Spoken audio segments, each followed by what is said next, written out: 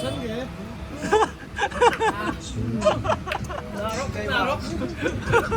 Trời ơi, ai thích cameraman ôi mà đứng ngâm mùi miếng cha Ada DJ Wallet menegakkan tempat jate.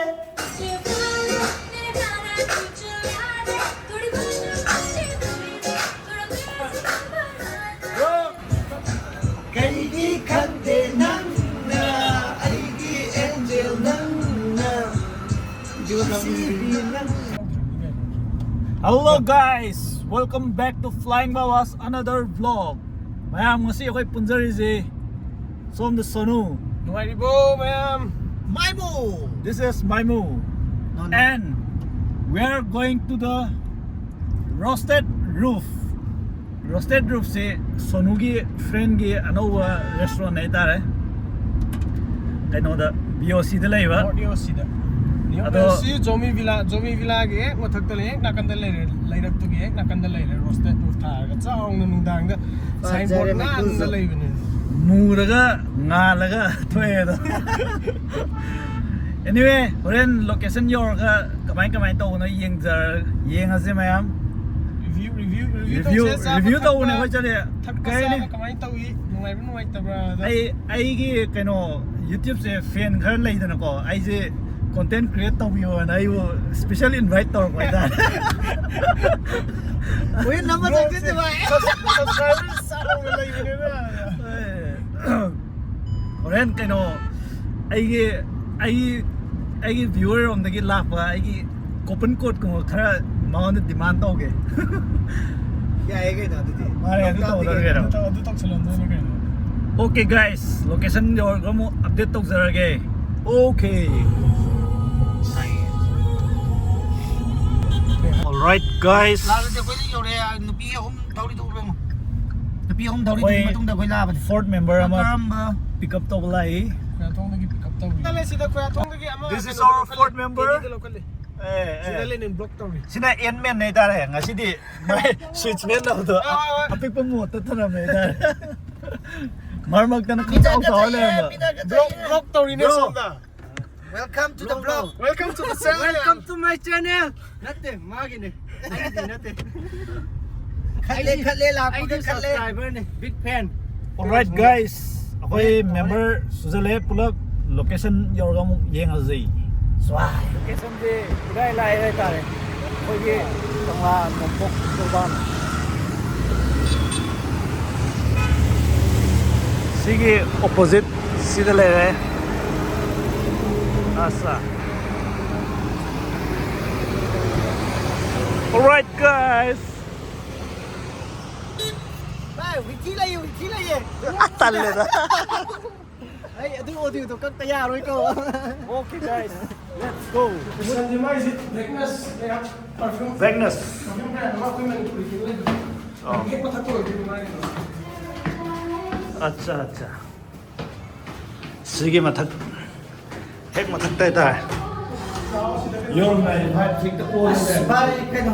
Kara pati kitang wan ne ko. Oh, ani mo to ni siga. oh mathak som le akoi mathak toi tau sige no de where is dukandar wasa Project. ready Pag ising na kali. ni kan le de ma hai view ni ang ulala sidana sak phajo sing jam ta set tong na bai ta Ya, dia di da. right guys we are here rooftop ambience pazare asa what's it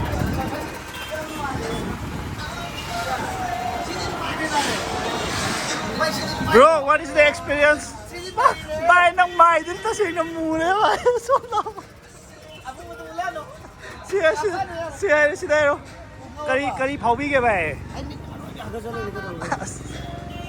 ai dai dai je yoram ni na tau je na la ko thabak to haujan ma pharoi ta hause Hausi malah.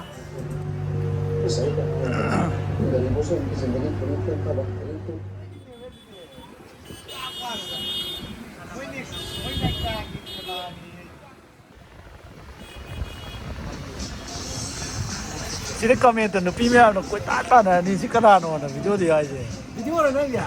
Ay photo na mo ga.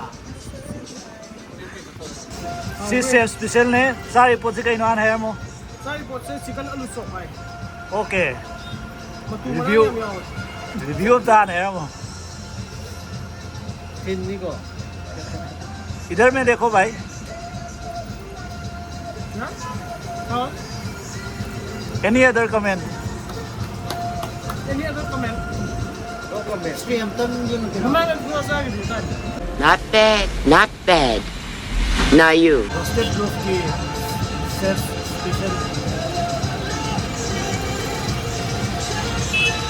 Matang nang review ay di sino kan to na. Matang nu putor ka na mo nang review. cái cái nó rất là lâu đi hào đi hào này đúng không giờ cho sang người được thích thành gì đây xin cái ăn trả đây còn trả Nari to first. Rose suma matang dari kaya specialist male Okay. bibi sinju ni ma'am Tay ko. Yari naman ni Vital naman. sina ako gi specialist ki skill Comment ang sige to ito ay. Tinan mo. Bagay. bai sumai tau ji bai na brand sinju za la Wait bro.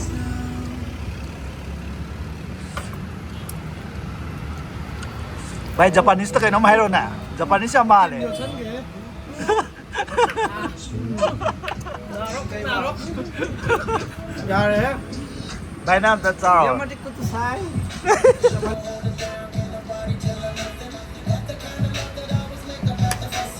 sina kai no ne da re morok extra topping ma pi ni sina line baba Si juga. Sisa sina ha Nagi. Helping hand siya amin. Helping hand siya amin. Sa masin na ito.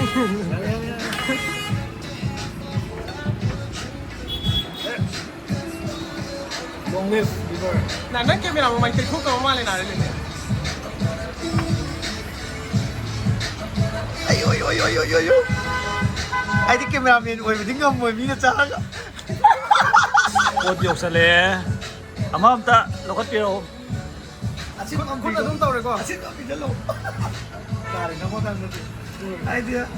all right guys nate da yam post I have ni das mai pira was what say Yari ba. O siya amo tanong pa siya. right audio sa le Amo ka tanong siya. Ay sa. Asangyo ko. all right guys sina koi host ki site ta gini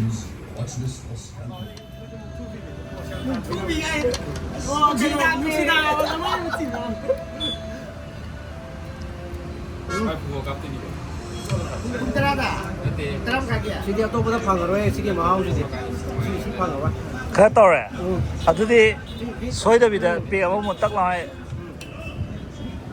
Sige ay nga sige to. right guys Sige ay. How ko ay test tawre. very sorry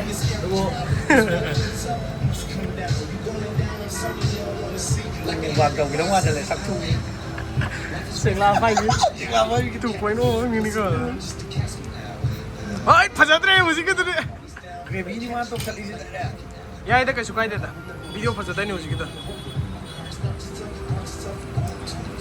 aina boneless to han kalu Ita lagi ko.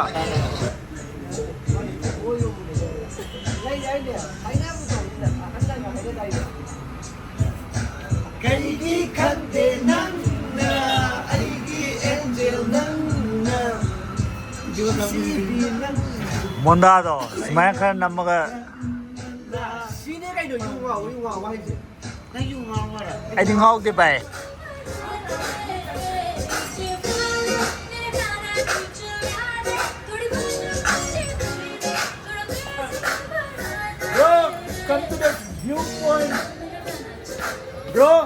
roof too. Roasted. Roasted. Cây đúng không? Cái phim mình cọc roasted roof. Roasted roof. Roof. Yeah, we'll do it. Alright guys. Anh này đây review kan tinggal aja, feedback kan tinggal aja. Yung sa mga nasa Ngoài ngoài mà ngoài hôn đi. Alright guys. Nakakala kayo biro. Location na naman tayo. See you in my next vlog. Flying Baba signing off.